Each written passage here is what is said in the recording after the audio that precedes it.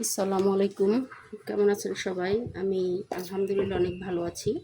আমি হোসনেরা বিউটি আপনাদের সামনে আজকে নিয়ে আসলাম কাতলা মাছের ডিম ভুনা রেসিপি। এই ক্ষেত্রে আমি ডিমটাকে খুব ভালোভাবে ধুয়ে নিয়েছি। এখন দিয়ে দিচ্ছি একটুখানি লেবু। লেবু দিলে অবশ্যই আমি আগেও লেবু দিয়ে অনেকক্ষণ ভিজিয়ে রেখেছি, তারপরেও আবার লেবু দিচ্ছি। লেবু দিলে হয় কি, মাছের যে একটা আষ্টে আষ্টে ভাব থাকে, গন্ধ থাকে, সেটা আর থাকে না। তো লেবু দেওয়ার পরে আমি একটু ভালোভাবে একটু কষলে নিব মাছটাকে। আমি ফার্স্টেই লেবু দিয়ে অনেক সময় ভিজিয়ে রেখেছিলাম, তারপরে ধুয়ে নিয়েছি। আর এভাবে কাতলা মাছের ডিম সবসময় দেখবেন একটু রুক্ষ, কাতলা, রুই এগুলি মাছের ডিম একটু রুক্ষ টাইপের থাকে। যদি এভাবে হাতে মেখে ভালোভাবে তারপরে ডিমটাকে ভুনা করা হয়, সেক্ষেত্রে মানে ভালো লাগে খেতে, বা কোনো ধরনের একটা যে রুক্ষ রুক্ষ ভাব সেটাও থাকবে না, আবার খেতেও ভালোই লাগে। বিসমিল্লাহ। দিয়ে একটা আলু কুচি, আলুটাকে খুব সুন্দর করে কুচি কুচি করে কেটে নিয়েছি, দিয়ে দিলাম। একটু পেঁয়াজ, স্বাদ মতো একটু লবণ দিচ্ছি। এখন একটু আদা রসুন বাটা। আমি এখানে সব ধরনের মশলাই বেটে নিয়েছি, আমি বাটা মশলা দিয়ে আজকে রান্না করব। একটু জিরা বাটা, একটু ধনিয়া বাটা, একটুখানি তেল,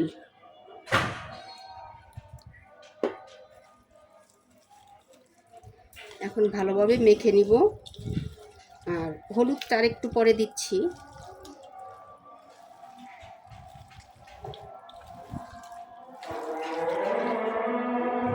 দেখেন মাখানো হয়ে গেছে আমার। যেহেতু আজান দিচ্ছিল সেজন্য আপনাদের সাথে শেয়ার করা হয় নাই, হলুদটা দিয়ে দিয়েছি। এখন আমি একটা কাজ করব, এখানে আমি দিয়ে দিচ্ছি একটা ডিম ফাটিয়ে। ভালোভাবে আর একটু মেখে নিয়ে এখন এটা আমি দিয়ে দিব পুডিং সিদ্ধ করার বাটিতে, দিয়ে একটু সিদ্ধ করে নিব, তারপরে আপনাদেরকে দেখাচ্ছি। দেখুন আমি সিদ্ধ করার জন্য পানিতে এটা দিয়েছিলাম সসপ্যানে, কিন্তু সময় নাই, খুব দ্রুত করতে হবে, তাই আমি তেল দিয়েই ভেজে নিচ্ছি। পেঁয়াজের মতো করে করে তেল দিয়ে ভেজে নিব।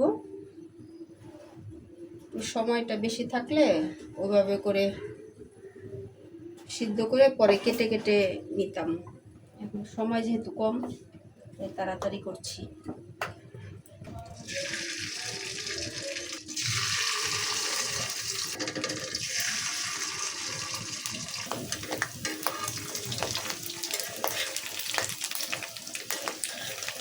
কত সুন্দর হয়েছে দেখেন।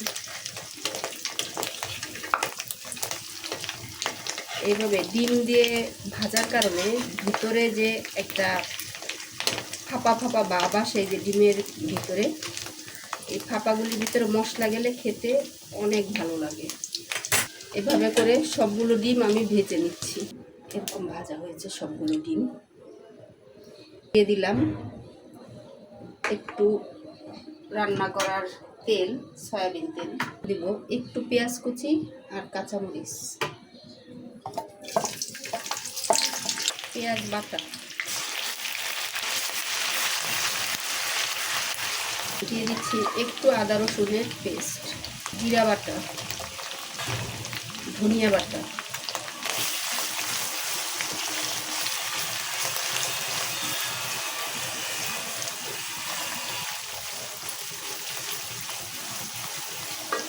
দিয়ে দিচ্ছি হলুদ বাটা।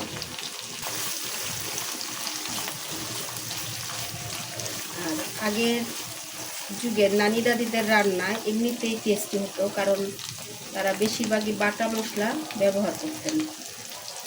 আমরা তো এখন ডিজিটাল যুগের মানুষ, আমাদের বাটাবাটির ঝামেলা ভালো লাগে না।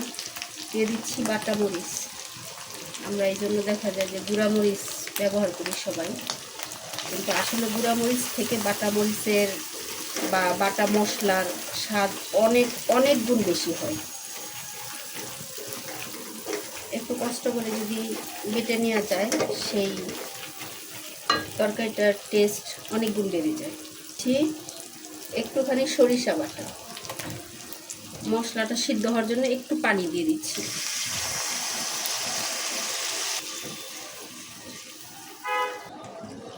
যেহেতু আমি ঝোল রাখবো, লবণটা একটু বাড়িয়ে দিলাম। আর আমি কিন্তু ডিমের মধ্যে লবণ দিয়েছিলাম, সেটা তো দেখলেন।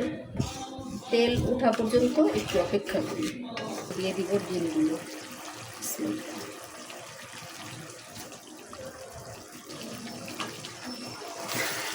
একটু হালকা নেড়েছে, পরে ঝোল দিব।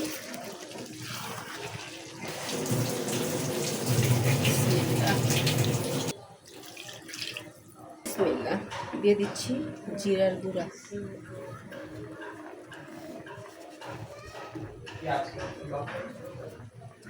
আমি এভাবে আরও 5-7 মিনিট রান্না করে নিব। আর আপনাদের কাছ থেকে আমি এখনই বিদায় নিচ্ছি। সবাই ভালো থাকবেন, অনেক অনেক অনেক বেশি ভালো থাকবেন। আল্লাহ হাফেজ।